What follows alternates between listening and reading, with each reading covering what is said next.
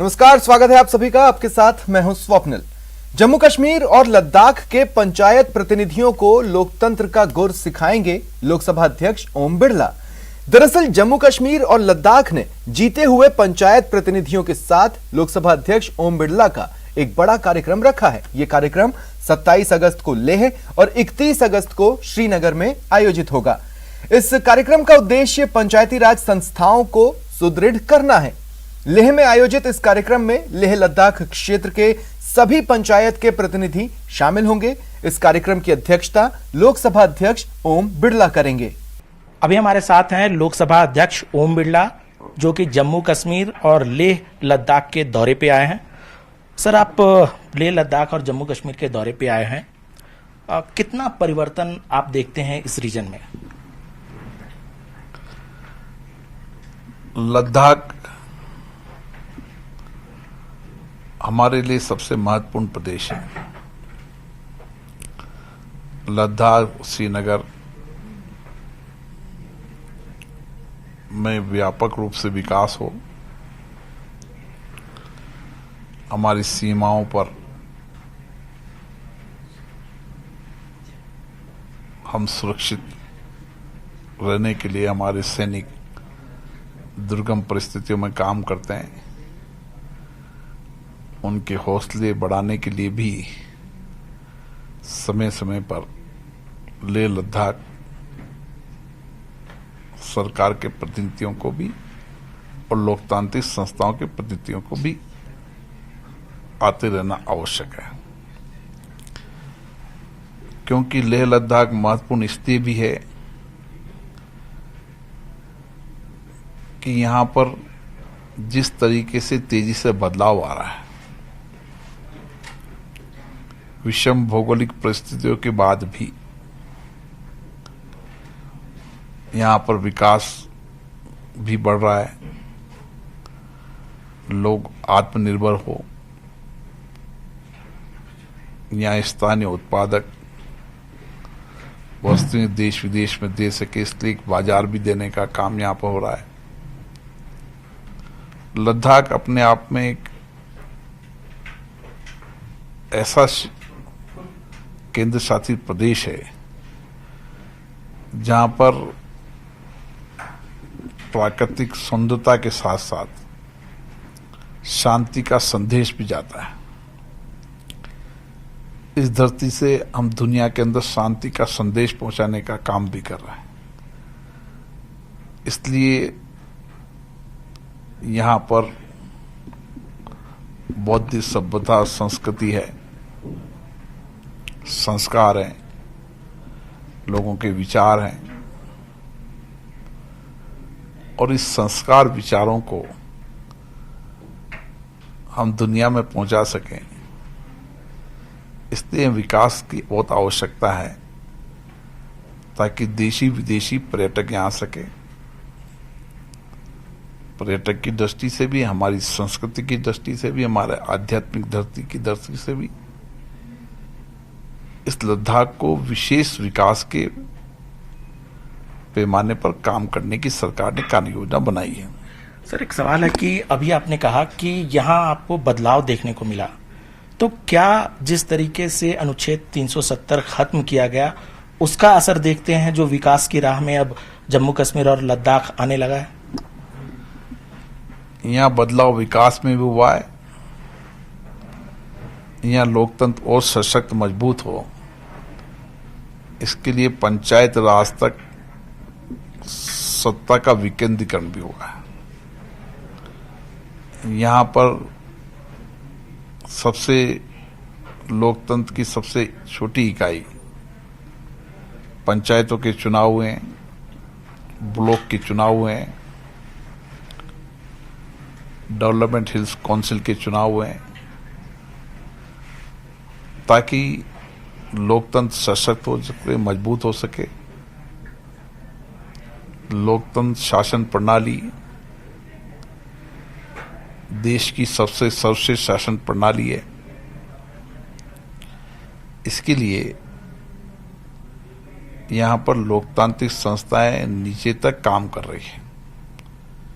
हम चाहते हैं कि इन छोटी संस्थाओं में लोकतंत्र सशक्त होगा, मजबूत होगा, जवाबदेही के साथ काम करेगा, तो विकास के अपेक्षित परिणाम आएंगे।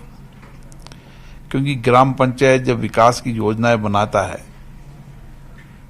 तो क्षेत्र की भौगोलिक स्थिति को देखते हुए वहां की कार्य योजना बनाता है। वो जनता से सीधे जुड़े रहते हैं। उस विकास को ठीक से कैसे किया जा सकता है, इसके लिए और व्यापक कार्य योजना बनाने की आवश्यकता है। सर, कुछ दिन पहले पंचायत चुनाव हुए, बहुत सफल तरीके से चुनाव हुए। आप भी, हमने देखा कि लगातार आप लोकतांत्रिक व्यवस्थाओं को सुदृढ़ कैसे किया जाए उस पर जोर देते रहे। यहाँ पर कुछ राजनीतिक पार्टियां लगातार ये कहती है कि जल्द से जल्द यहाँ चुनाव हो जाने। आप क्या चाहते हैं? आपको लगता है कि जल्द से जल्द चुनाव हो जाए, लोकतांत्रिक व्यवस्थाएं फिर से कायम हो जाए? माननीय प्रधानमंत्री जी ने अभी सभी दलों के नेताओं की बैठक की थी और उन्होंने सभी दलों के नेताओं से आश्वस्त किया था कि हम लोकतांत्रिक व्यवस्था को बहाल कर रहे हैं, हम जल्दी से जल्दी चुनाव कराना चाहते हैं। एक व्यापक चर्चा हुई थी।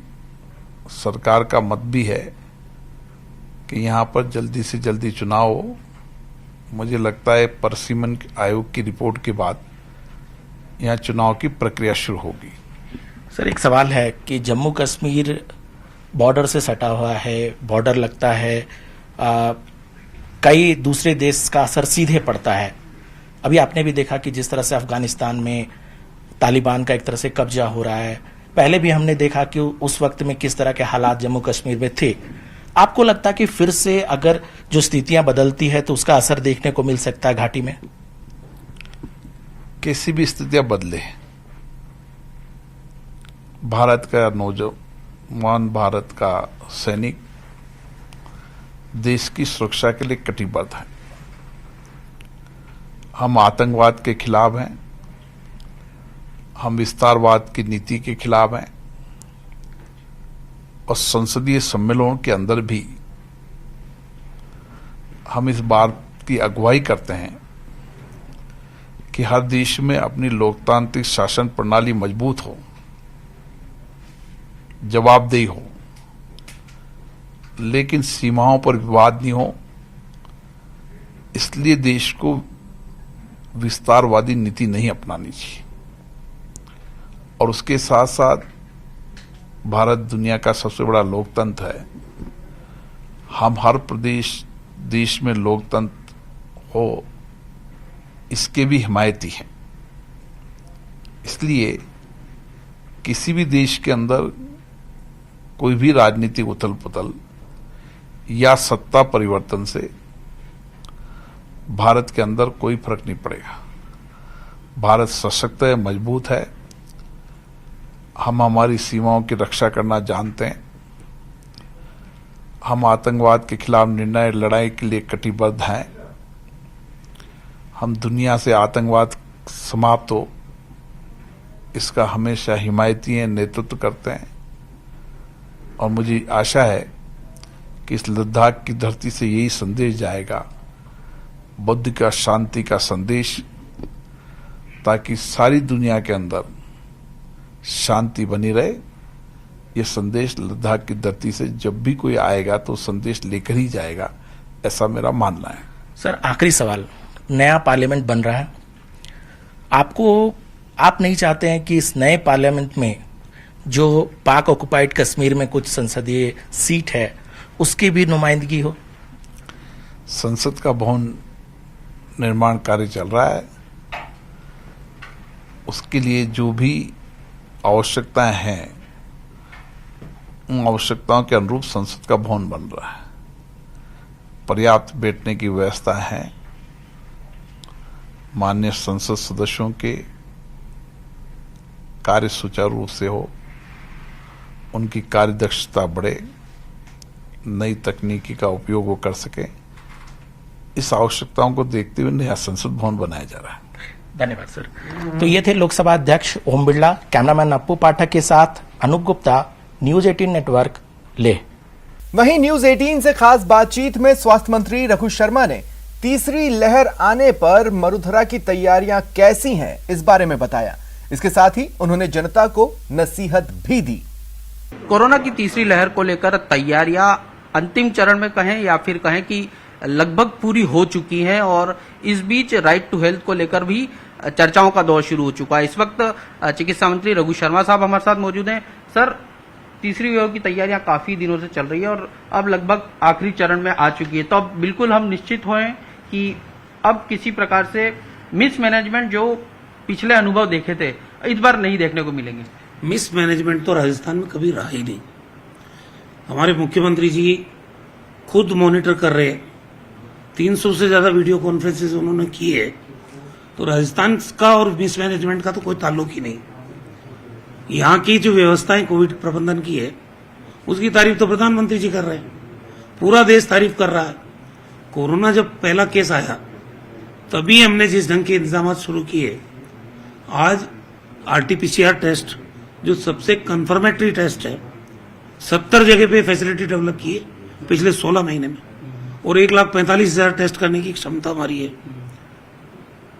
जहां तक कोविड प्रबंधन की बात है, भीलवाड़ा मॉडल हो, रामगंज मॉडल हो, ये हमारी तैयारियां नहीं होती तो इनकी तारीफ कैसे होती, ये मॉडल कैसे कहलाते। तो कोविड प्रबंधन शानदार रहा, फर्स्ट वेव में भी सेकेंड वेव में भी। सेकेंड वेव में पॉजिटिव केसेस की संख्या ज्यादा हुई, पर डे 18,300 आ रहे थे और कॉन्स्टेंटली कई दिनों तक आ रहे थे, और at a time active case भी 2 लाख के ऊपर चले गए। हमारी चिंताएं बढ़ गई, जितने केसेस ज्यादा होंगे ऑक्सीजन की रिक्वायरमेंट है, दवाओं की रिक्वायरमेंट है, रेमडेसिविर, टोसिलिजुमैब, और बाद में जो रिकवरी होने के बाद ब्लैक फंगस हो गया कई लोगों को, तो एम्पोटेरेसिन भी वो इंजेक्शन की रिक्वायरमेंट है, वो बढ़ती बट नेचुरल है। तो सेकेंड वेव में हमको काफी चुनौतियों का सामना करना पड़ा। मुख्यमंत्री जी ने 3 मंत्रियों को दिल्ली भी भेजा क्योंकि पर्याप्त मात्रा में ऑक्सीजन का आवंटन रिक्वायरमेंट के हिसाब से हमको नहीं हो रहा था और सारी दवाओं का नहीं हो रहा था। हमारा जो जरूरत थी 615 मैट्रिक टन की, हमारे पास 415 मैट्रिक टन थी, 200 मैट्रिक टन का गैप था। उसके बावजूद हमारे अधिकारियों की टीम, चिकित्सकों की टीम ने, जितना भी मेडिकल का स्टाफ था, उनका बेहतर प्रबंधन था, उसी वजह से कोई बड़ा हादसा हमने होने नहीं दिया और सेकंड वेव पे हमने काबू पाया। और जिस ढंग से पूरे राजस्थान में डोर टू डोर सर्वे हुआ, चिकित्सा विभाग की टीमों ने 18 लाख ILI केसेस को आइडेंटिफाई किया, हमने मेडिसिन का किट बनाया, घर घर बांटा उसको, उससे भी सेकेंड वेव को प्रिवेंट करने में राजस्थान में कामयाबी मिली। सेकेंड वेव में जो कटु अनुभव थे उसको देखते हुए हमने उसी टाइम तय कर लिया कि राजस्थान ऑक्सीजन के मामले में कम से कम 1,000 मैट्रिक टन ऑक्सीजन उत्पादन अपने खुद के स्वयं के स्तर पर करेगा। उसके लिए हमने करीब 50,000 ऑक्सीजन कंसंट्रेटर उनका प्रिक्योरमेंट किया है। छोटी से छोटी जगह, चाहे PSC है चाहे CSC है, वहां आवश्यकता के हिसाब से कंसंट्रेटर भेजे हमने। 400 जगह हमारे ऑक्सीजन जनरेशन के प्लांट लग रहे हैं, लिक्विड ऑक्सीजन की स्टोरेज के प्लांट अलग लग रहे हैं। तो कुल मिला के 1,000 मैट्रिक टन ऑक्सीजन की हम खुद अपने स्तर पर बनाने में क्षमता अर्जित कर लेंगे। और जितने बच्चों के अस्पताल है राजस्थान में, मैं खुद भी दौरे कर रहा हूं अभी, वहां जितने बच्चों के नियोनेटल इंटेंसिव केयर यूनिट हो या पीडियाट्रिक इंटेंसिव केयर यूनिट हो, SNCU हो, बेड्स की संख्या बढ़ाना, ICU में बेड्स की संख्या बढ़ाना, सेंट्रलाइज ऑक्सीजन पाइपलाइन लगाना है, मल्टी पैरा मॉनिटर सिस्टम, और उनको ऑक्सीजन जनरेशन प्लांट भी वहीं लगाना। करीब 550 बेड तैयार हो चुके, उनका लोकार्पण मुख्यमंत्री जी ने कर दिया, बाकी काम चल रहा है। मुझे 332 CSCs हमने सेलेक्ट किए रूरल एरियाज में, वहां भी हम 4-5 बेड के ICU और ये सेम सिस्टम डेवलप करेंगे। जनरेशन का रिक्वायरमेंट के हिसाब से छोटा बड़ा प्लांट वहां भी लगाएंगे। तो कुल मिला के तीसरी लहर की जो हमारी तैयारियां हैं वो शानदार है। और ये भारत सरकार ने 12 से 17 साल की एज ग्रुप के लिए तीसरी ट्रायल पूरी की है और ये कहा जा रहा है कि अक्टूबर में इस एज ग्रुप के लिए भी टीके उपलब्ध हो जाएंगे। तो उसकी स्टोरेज की व्यवस्था हमने पूरी राजस्थान में कर रखी है।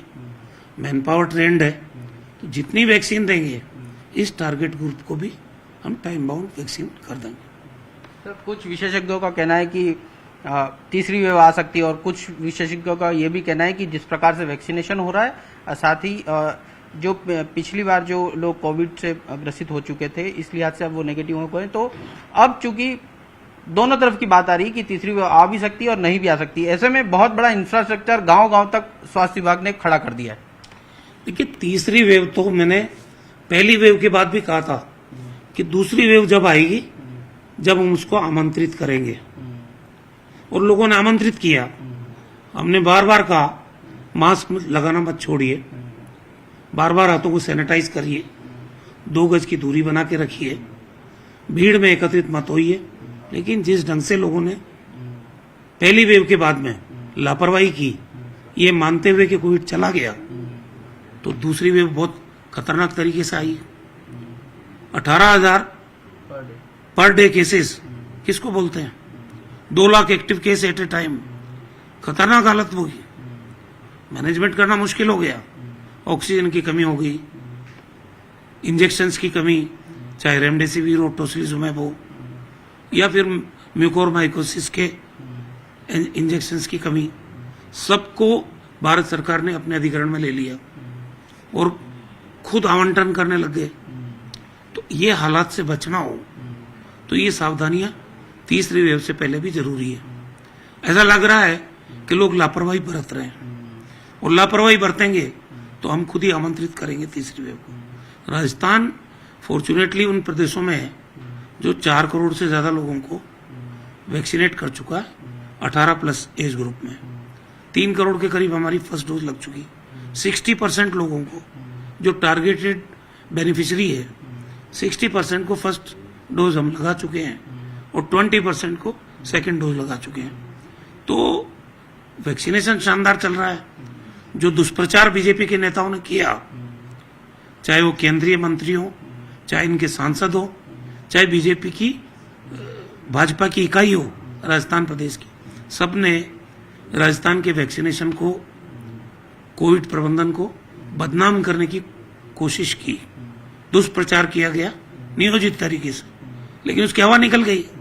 हमने पहले भी कहा था एक बूंद भी वेस्टेज नहीं है राजस्थान में, बल्कि जब पार्लियामेंट में सवाल का जवाब देते हुए भारत सरकार के चिकित्सा मंत्री ने कहा कि राजस्थान उन प्रदेशों में है जिसको जितनी वैक्सीन हमने दी उससे ज्यादा डोज इन्होंने लगाई है।